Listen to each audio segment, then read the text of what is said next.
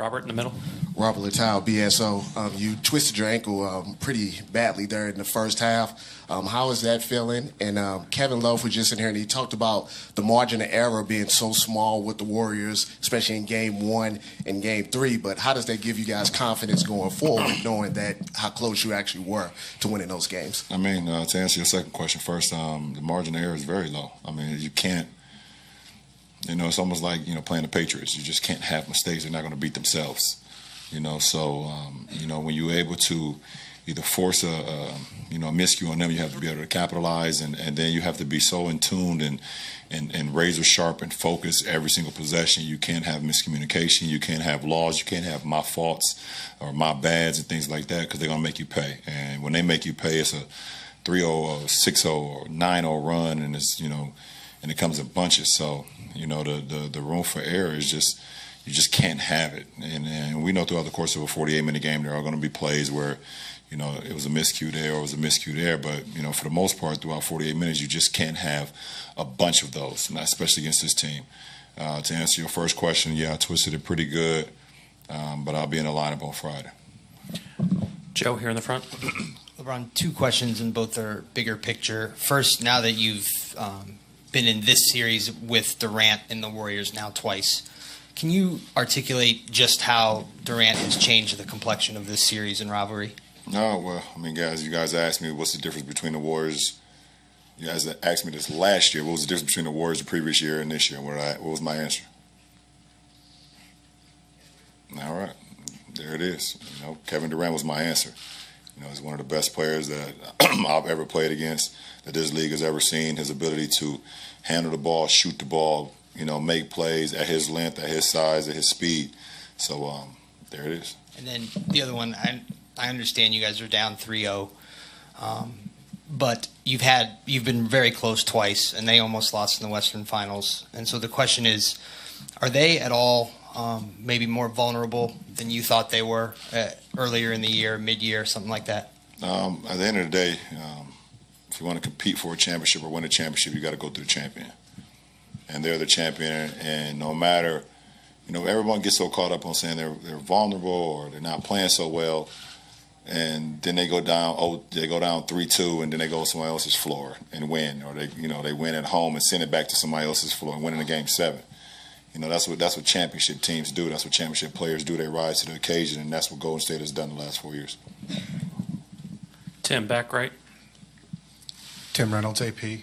Bron, even for someone like you who notoriously can have singular focus on one thing more often than not, how difficult will the next 48 hours be to just lock in on Game 4, not think about how 1 and 3 got away or what might happen this summer? How tough will it be even for you to stay in this moment? Well, Tim, I mean, for me, tonight will be tough.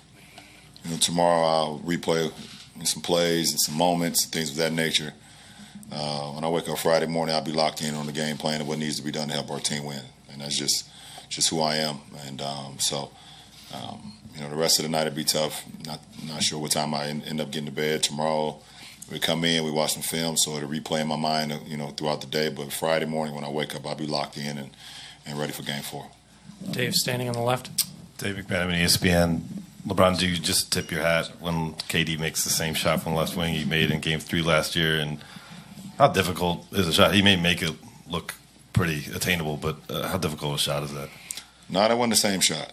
The one he made tonight was about 4 or 5 feet behind the one he made last year. Last year, we're up 2, and he pulled up pretty much right at the 3-point line. I got a great contest, but he made it. Tonight, they're up 3.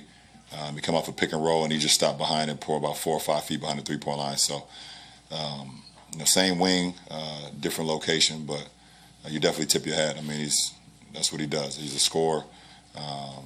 He's an assassin, and that was one of those assassin plays right there. Ray Jeske, ESPN 990. Last game, Steph goes off an NBA Finals record 9 threes. This time you hold him to 1 of 10, and another guy goes off. Defensively, what can you do to stop enough of them to a degree that you can have more points than they at the end of the game? And also, would you speak to Rodney Hood's contributions tonight? That's the challenge right there. That's the challenge, and and that's why they retooled this team, went out and got KD to where there's really not much pressure on, I want to say any of them to score, but if one of them have a bad game, then they got 3 or 4 guys that can actually pick up, the load, and as you've seen, with KD picking it up today, and Steph picking up in game 2, they all have the ability to, and we can't ever forget about Clay as a guy who scored 40 and a quarter before. So that's the luxury of having guys like that you can always, any given moment, to kind of, go off for a game.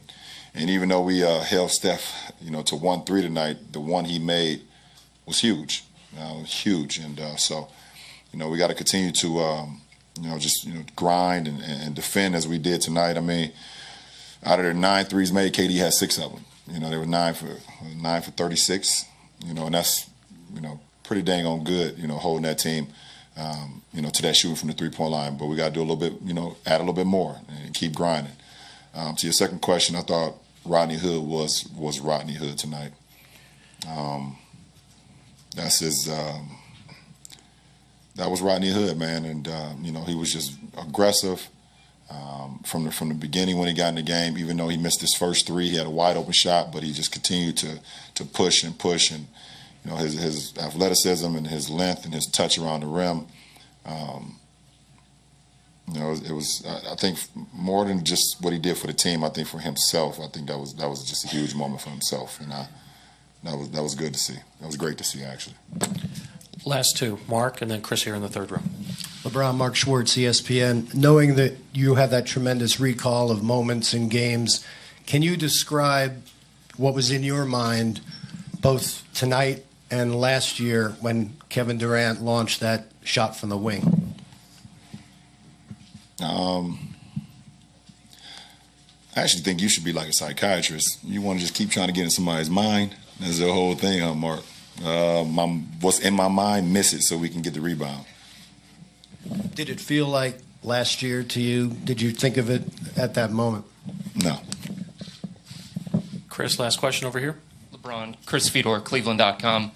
Going back to the margin for error thing, when you're playing against a team like the Warriors, how much stress do you feel throughout the course of the game? And is that something that can wear on you mentally in a way that it doesn't for other opponents?